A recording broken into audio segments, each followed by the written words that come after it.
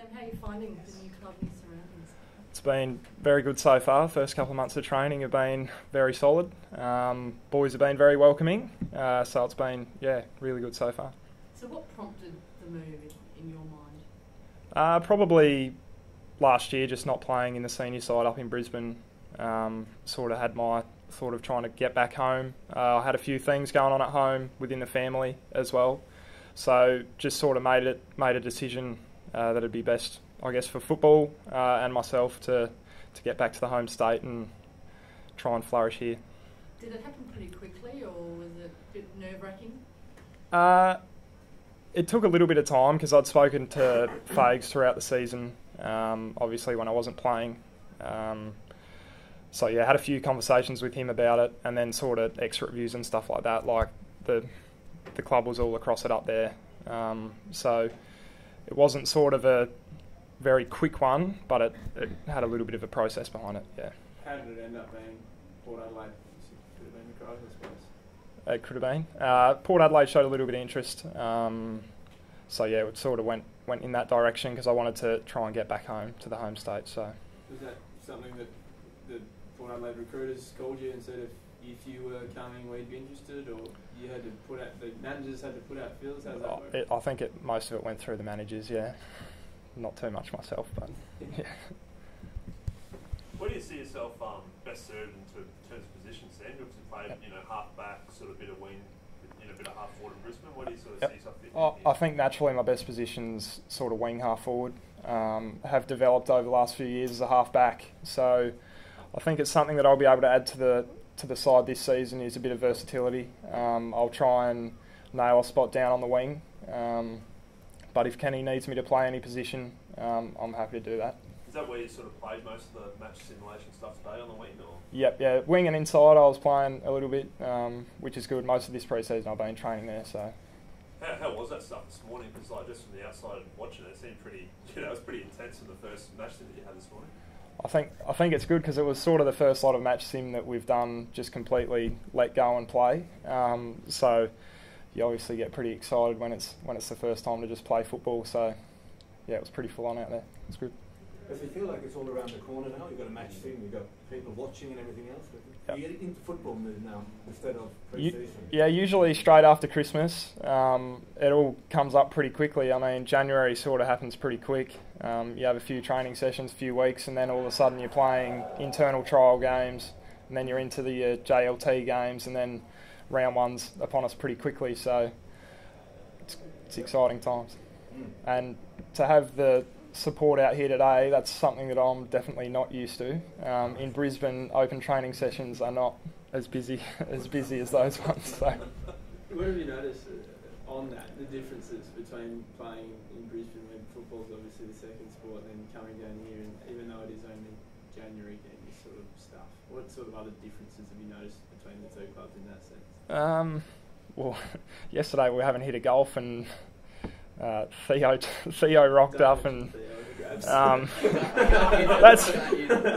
something that I haven't witnessed before. Just having a casual hit of golf with the boys and having reporters turn up and ask if they can ask a few questions, which is totally fine by me. I'm happy to talk to anyone at any time, but I'm definitely not used to that. People in Brisbane don't notice you unless they're sort of a fantasy footy fan or something like that, and you didn't get a good enough score on the weekend or something like that. So that's really the only time. How is that going to sort of play on your minds when here you have not the goal? What?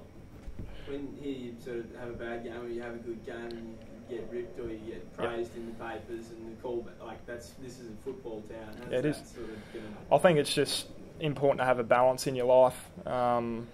Everyone makes mistakes, has bad games, has really good games, but just being able to stay pretty level-headed, like playing golf and stuff like that, is sort of an interest for me outside of footy, and spending time with family and girlfriend and stuff like that. So, I don't know, not getting too down on yourself when things aren't going well, because at the end of the day, we're out there every week training, session after session, trying to get better. So things will turn if you just keep knuckling down at it. So what are you going to change, Sam, from what you were doing in Brisbane that just sort of kept you out of the team to what you're going to do here to get you into the team? What are those things that might need to change? I think just play to my strengths first and foremost. Use my foot skills well, and then just work on contest tackling, those sorts of things, which has been sort of a really high aspect of our training, like the competitive pressure, that sort of stuff. So just continuing to work on that whilst really playing to my strengths as well. Been a bit of a knock on Port's foot skills the last couple of years. Like, you put a premium on your ability to use the ball. Yeah, it's one of my strengths. Using the ball, hitting targets, breaking lines. Why do you think you perhaps didn't reach your full potential in Brisbane? It's a good question. Definitely wasn't through lack of effort, I would say. Like, I'm the sort of bloke to really put in the work. Attention to detail's always been pretty high. So I guess I'm just going to have to keep working hard and stay positive and try and work towards it. Was it hard going through that rebuilding phase that the Lions, have had over the last few years? Yeah, it was a different time up there. Whilst I was up there for 6 years, I'd had 3 different coaches, one standing coach. So it had changed around a fair bit whilst I was there, different game plans. Player movement was a big thing up there as well. Like, I think last year in Brisbane, there was maybe 5 other blokes that were there from the first year I was drafted up there. So there sort of wasn't that continuity in the team or anything like that. It was blokes in and out. So yeah, it was sort of a difficult time because the highest we would have come on the ladder might have been 14th or something like that whilst I was up there. So it's something I'm pretty excited for. Is Port Adelaide have been very competitive, one of the better teams in the comp. So it's going to be exciting to try and force my way into the side and stay in there and be a part of it. Well, yeah, does it help coming here? Obviously Ken's been the coach here since 2013. He's contracted through to 2021. Is that stability here at the club? Is that give you a good feeling about the place? It does. It's been a very warming place to come into. Obviously, blokes have been around here for a while. Sort of blokes that I know that I got drafted with, like Ollie Wines and Tom Cleary, they're sort of becoming leaders in their own way,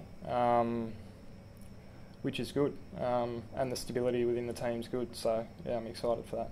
Have you seen enough so far on the track to suggest that this team can, as you say, compete again? I think so, yeah. This is the level of training standard that I've seen here so far in 2 months has been very high. So yeah, looking forward to it, and hopefully we can push our claim this year. Does anybody jump out at you and really impressed you in your short time here? Any of your teammates? Wow, that guy can train bits.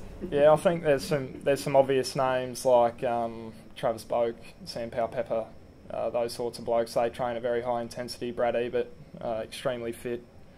One of the new fellas, Zach Butters, he's taken my eye. He's pretty competitive, young fella.